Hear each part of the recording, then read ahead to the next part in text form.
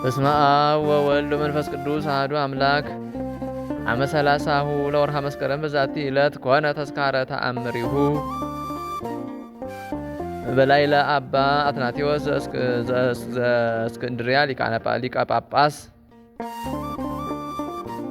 አንድ አምላክ በሚሆን በአብ በወልድ በመንፈስ ቅዱስ መስከረም 30 በዚች ቀን የእስክንድርያ ሊቀ ጳጳስ በሆነ በከበረና በተመሰገነ በአባ አትናቴዎስ ላይ ክብር ይግባውና ጌታችን ኢየሱስ ክርስቶስ ላደረገው ታምር መታሰቢያ ሆነ።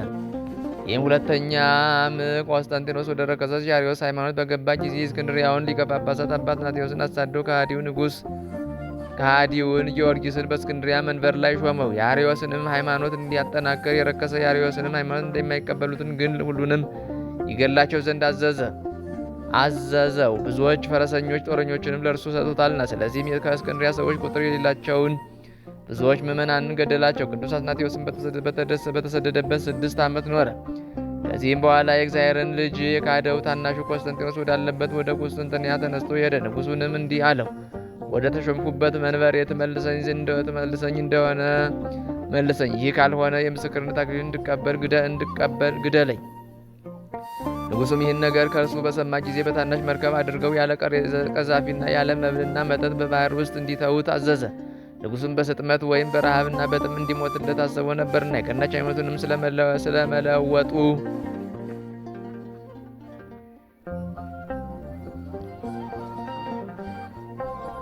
እንዳይዘልፈው ከእርሱ ያርፍ ዘንድ እንዲሁም ንጉሡ እንዳዘዘ በቅዱስ አትናቴዎስ ላይ ያደረጉበት። ንጉሡም እንጀራና ውሃ ባይሰጠው ከሰማይ ለእርሱ የወረደ እንጀራ ስለ እርሱ የፈለቀ ውሃም አለው። የመርከብ ቀዛፊም ቢከለክለው እነሆ ዓለሙን ሁሉ በቃሉ የሚጠብቅ የሚመራ ከእርሱ ጋር ነበር። ስለዚህም ቅዱስ አትናቴዎስ በውስጧ የተቀመጠባት ያቺ መርከብ መላእክት እየቀዘፏት በጸጥታና በሰላም ተጓዘች።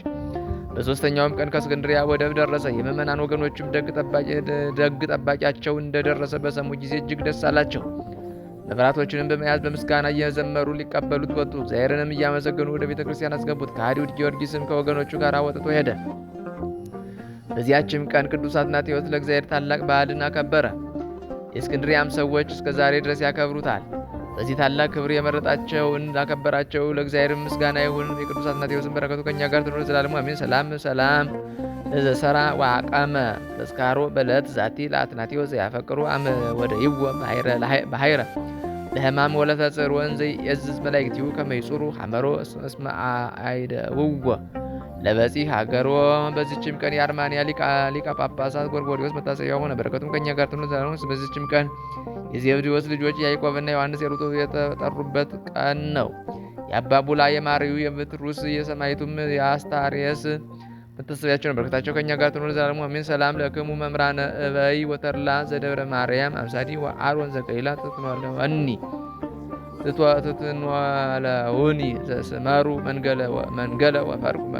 መንገለ ወፈርኩ ኩላ ኢይንአወኒ አጸርየ ከመ ይንእው ገደላ አንበሳ ርቡዕ ወካልኡ ተኩላ። ሰላም ለክሙ ጽጉባነ ምዑዝ ይረዳ ዘረከበክሙ ክርስቶስ ለባሕረ ገሊላ በአውዳ አመ ሰዓተ ደይን ያዕቆብ ወዮሐንስ በለተፈዳ በሉኒ ሊተ ዘዚአነ ወለተምህርትነ ወልዳ እንዘትህዙ ለነፍሴ ዕዳ።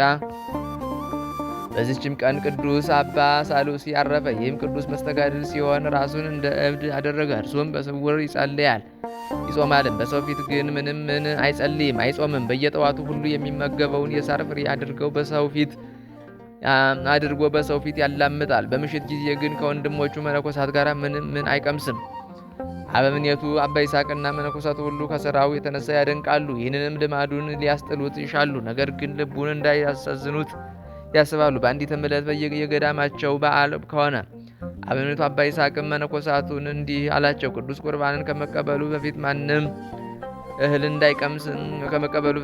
እህልን እንዳይቀምስ አባ ሳሉሲን ጠብቁት አላቸው። እነርሱም ጠበቁት። የሚበላበትም ጊዜ ሲደርስ ከእነርሱ ሊለይ ወደደ። መነኮሳቱም ከለከሉት። እርሱ በረሃብ እንዳልሞትና በእናንተ ላይ በደል እንዳይሆንባችሁ ልቀቁኝ ብሎ ጮኸባቸው።